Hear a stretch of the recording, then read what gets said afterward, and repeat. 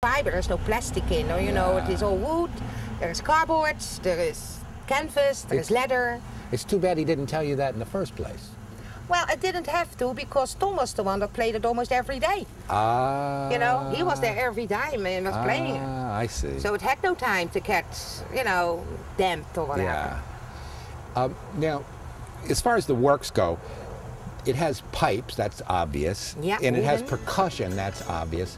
Does it have horns as well? It have, in the sound of the tuning, we have flutes, real flutes. The sound is like a real flute. Okay. We have the violins in it now, we have the drums, but they're the real drums, and cymbals and castanhettes. So some of the pipes are tuned to resemble a violin. Yeah. I see. It's amazing. I see. It's amazing. And from what I understand, are these Bourdon pipes? There is in there. He put that in later when he came here for the first time. When we asked him, he put the Bourdons in. And that is a very different sound too. For the benefit of our listeners, the Bourdon pipes are thick-walled, is that not so? Yeah. And they're made of wood. Yeah. So they're very special. Yeah, it's true. Yeah. Okay. And you know, about wood, all the pipes are wood. But the Bourdon is the sound that you recognize out thousand. Yeah. It is a different sound. Very distinctive. Very, yeah. Do you usually dress in period costume when you're going to a if it is asked, you know, I went to the opening from the ING Bank in Wall Street, and they came public, and they asked me to have 9 girls in a wooden outfit, wooden shoes and a wooden costume, of a Dutch costume. And we did. I got 9 girls, American girls, that was pretending that they came from Volendam. And the only word that they say, dank u wel. That is what I told them, you know. Dank u wel, then you sound like Dutch. You know? That means thank you very much.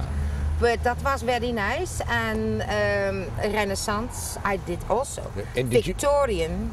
Did you make the costumes for these girls? Yes, I do. Yeah. I'm a costumer. Yeah, that's your other life. That is my real life. Yeah. Well, in addition to that ING opening in Wall Street, where else have you been booked to play? Then I was also asked for the telecommunication from the Netherlands, open up the market, you know, they became public in Wall Street. Then I went to Sabars, the enormous, nice, upscale supermarkets, you know, in New York.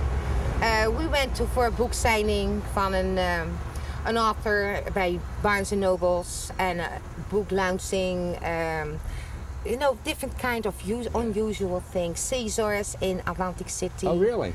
Yeah, when they rebuilt a whole new part in the casinos, and we were in the parade. A big elephant was up front of us, you know. That was something. That's and nice. Weddings and anniversaries and block party. We do a lot of things. Yeah. It'd be wonderful for an anniversary. It's wonderful. Yeah. It makes the people happy. Some people start to cry. Last year I was invited for a party, and was an anniversary from a lady with 80 years old. It was her birthday party actually, but she had a lot of family over. She was Dutch. And then the son, what was the son? He said, can you do for my mom, he said, The Little Girl by the Windmill. That is a song, you know. Yeah. I said, no problem, I can do everything, you know, but I cannot play. I play piano or accordion, but I can, you know, not make a song. I need the books. Yeah. Some street organs, as I understand, had keyboards, but this one does not. No, that is real a street organ. Yeah. Anyway, so I thought by myself, how can I do this? You know, these people, they waiting for the song that I put, The Little Girl by the Windmill, you know, and that is a very known song. In Holland? Yeah, in Holland, not here. Of course, we had no windmills. But anyway, they came down the steps, you know, and she was ready to dance. And she said, Anne? She said, you found it? I said, what about if you do a tango? And she said, how do you know? That is my favorite dance.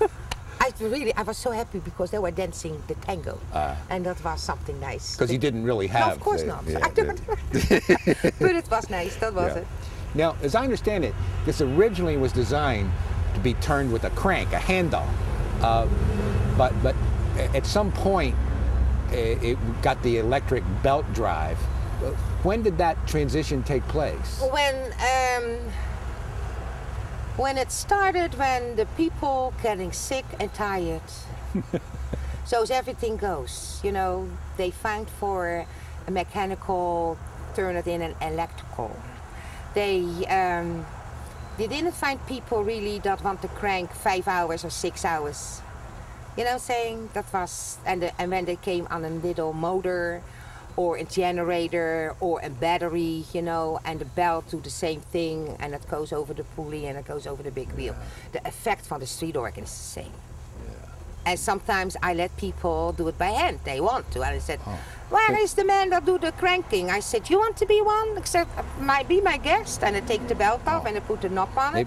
And 2 seconds later, they all, because they not be able to do it. What is a barrel organ? And how does that differ from a book organ? A barrel organ, I think that is with metal pipes. It goes more on steam. And it has